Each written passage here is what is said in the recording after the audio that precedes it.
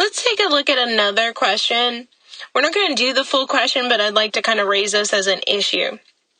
In a Harris poll of 514 human resource professionals, 90% said that the appearance of a job applicant is most important for a good first impression. They didn't ask me to do anything here, but what I would ask for is what is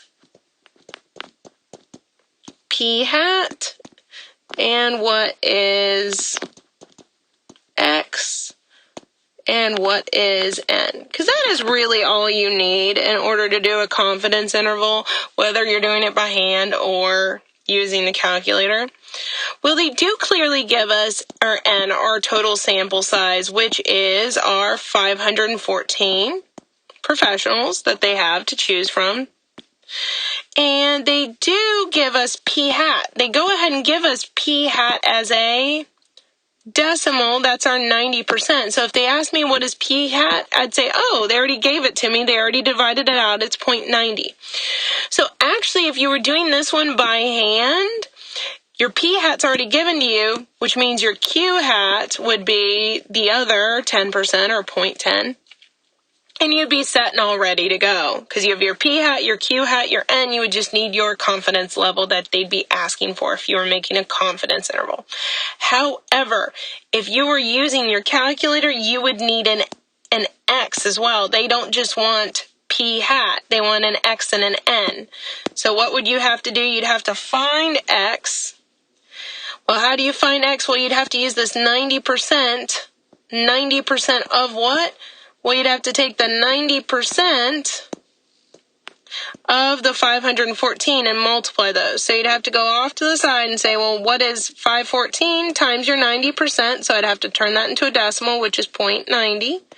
So 514 times 0.90, and you do get a decimal, so you do have to round, because we're talking about people. You can't leave this as a decimal. So we need to round it normally. And if you round it normally, you'll get 463. That's your N you would use in your calculator if you were doing this problem as a one prop Z int. I did want to cover this because this time they did give you your P hat, they did give you your N, but they didn't give you a clear X. You have to find that if you choose to do this using your calculator. In this next little bit, I want to kind of remind you again, I've already talked about this, critical values when you have a Z sub C. We're going to be talking about specifically when we have a confidence level. So we'll have some kind of percentage, a confidence level.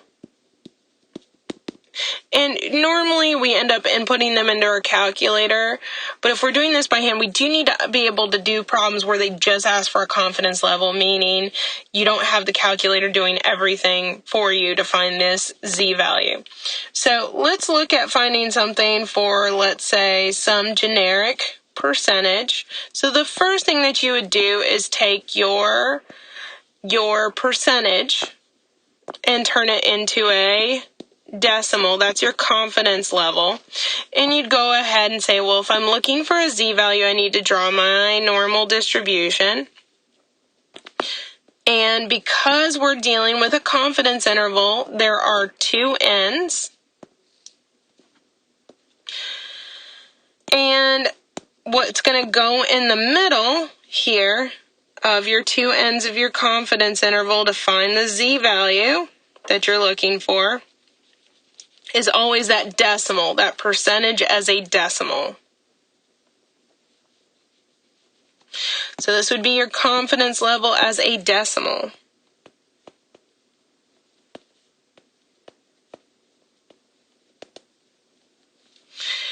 Well, but that's not good enough to find a Z value because you have to do an inverse norm or use your standard normal table, which always uses an area to the left.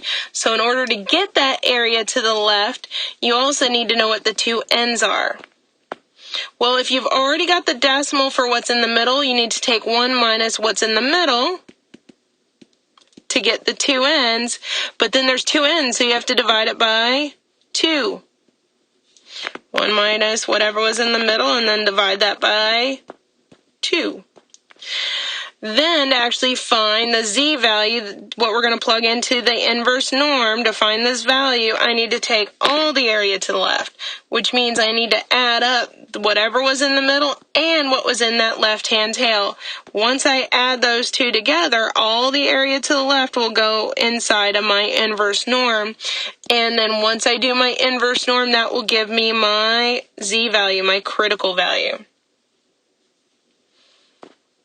So let's take a look at an example. Next, we want to find the critical value for an alpha of 0.04. Notice, though, how it's written with our little z. So we have z sub alpha over 2. So what this means is we're going to have our z, and then our alpha is going to get plugged in as the number there. So notice what they're telling us to do to our alpha, our 0.04, is that they're asking that we divide it by 2. And they're doing that because they're wanting us to look at this as kind of a two-sided, kind of like finding a z for a confidence interval. So that means what we're actually going to do is do z of dividing this out, which is taking the 0.04 and dividing it by 2, which ends up being a 0.02. Remember, whatever goes down here on our critical value is always going to be an area to the right.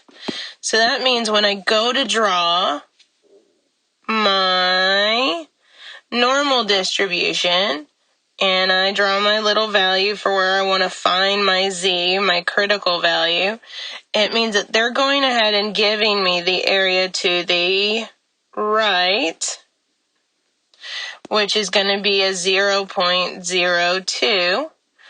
But remember, in order to find a z value, I need to use the inverse norm function on my calculator. And the inverse norm function on my calculator needs not an area to the right, but an area to the left. So I need to give it the other side. Well, how do I get the area to the left? Remember, I take 1 minus the area to the right to do that because their opposites are complements. They have to add up to 1.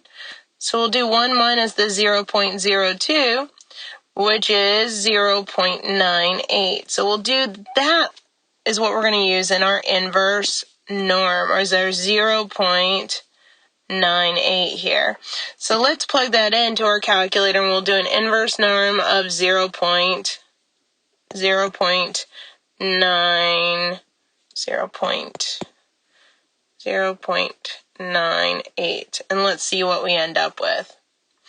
Well, according to our calculator, what we'll end up with is a value of 2.05, and that will be our z value, or critical value, which has an area to the right